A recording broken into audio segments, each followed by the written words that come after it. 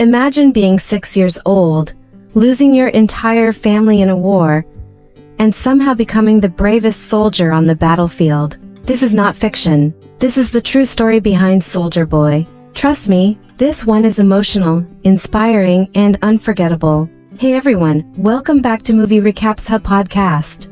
Today, I'm going to explain a movie based on the real-life story of the youngest warrior of World War II. Spoilers ahead, so if you haven't seen it yet, you've been warned. Now let's jump straight into the story. The movie begins in Russia, where a family of 3 is sitting by a river, enjoying a peaceful moment together. The youngest child, 6-year-old Sergei Alyoshkov, proudly boasts to his older brother and mother about climbing to the top of a tree. Suddenly, German fighter jets fly overhead. His mother immediately tells the children to hide in the bushes. But Sergei, being fearless, says he's not scared and even throws a slingshot at the jet. Shockingly, the jet explodes. But when Sergei looks around, his family is gone. He suddenly wakes up from this dream, terrified, calling out for his mother. A knock comes at the door. Thinking it's her, Sergei runs to open it. Instead, a panicked neighbor woman enters and thanks God that Sergei is alive.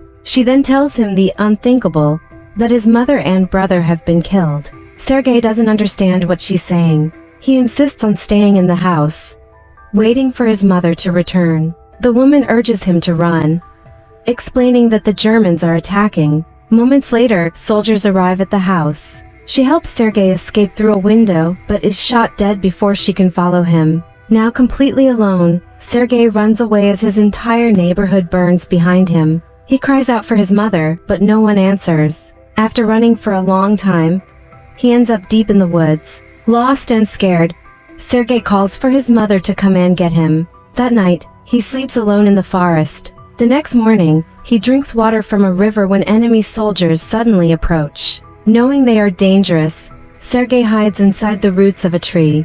A snake comes close to him, but Sergei doesn't move or scream. He is more afraid of the soldiers than the snake. The soldiers eat by the river and leave.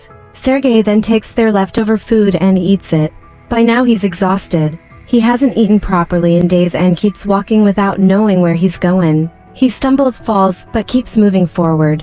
He eats wild berries, but suddenly an explosion goes off behind him. Dizzy and hallucinating, Sergei bravely claims he has a rifle and isn't scared. Soon after, he collapses unconscious. 2 Russian soldiers find him and take him to their army base. Commander Kuznetsov is waiting when the patrol returns with the injured child. When Sergei realizes they are on his side, he introduces himself. The soldiers laugh warmly as he shakes hands with the commander. They give him food and water, surrounding him with care. Even the normally cold commander softens. A nurse named Katya treats Sergei's wounds and is instantly charmed by him. Sergei asks her to draw a tank on his wounds because he wants to become a soldier one day.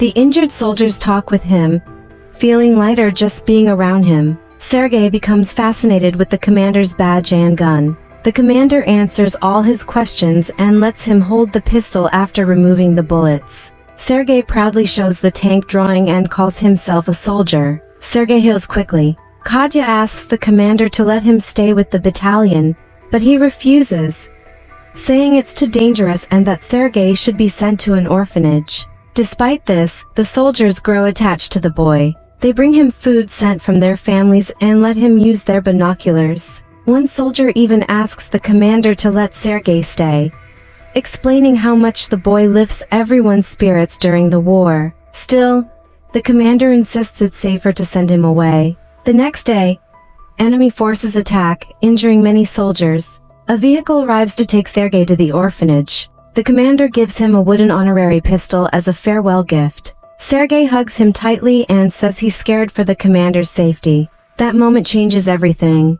The commander decides to keep Sergei and officially accepts him as his son. That night, the soldiers find small military clothes for Sergei. The commander wakes him and gives them to him. Sergei runs around proudly, looking like a real soldier. From then on, everyone calls him their little soldier boy. Soon after, the Germans launch another air attack. Sergei is taken to safety, but he insists on helping by bringing water to injured soldiers. One blindfolded soldier asks Sergei to read a letter from home. Sergei can't read, so he makes up a cheerful story instead. The soldiers play along and laugh, lifting everyone's spirits. Sergei soon takes on the role of an orderly and asks for missions. He distributes letters, entertains the soldiers, and even makes them dance. One day, while using binoculars, he spots movement in a haystack. He alerts the soldiers, who discover two German spies hiding there. Sergei is praised for his sharp instincts. That night, the commander shows Sergei the adoption papers.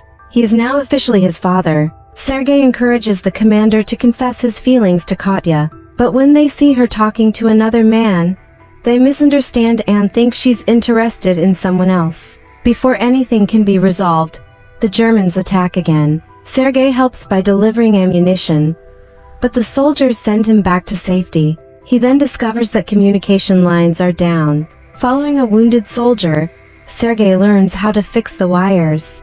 When the soldier dies, Sergei finishes the job himself, restoring communication and saving the battalion. Later, the commander finally confesses his love to Katya and asks her to become Sergei's mother. She is overjoyed, but the unit is suddenly ordered to relocate. On the journey, they hit a minefield. Several vehicles are destroyed. A close friend of Sergei dies, and the commander is injured. Sergei cries and clings to him, but they keep moving forward. At the new base, the general praises Sergei's courage. The boy is awarded alongside the division and promises to protect his country.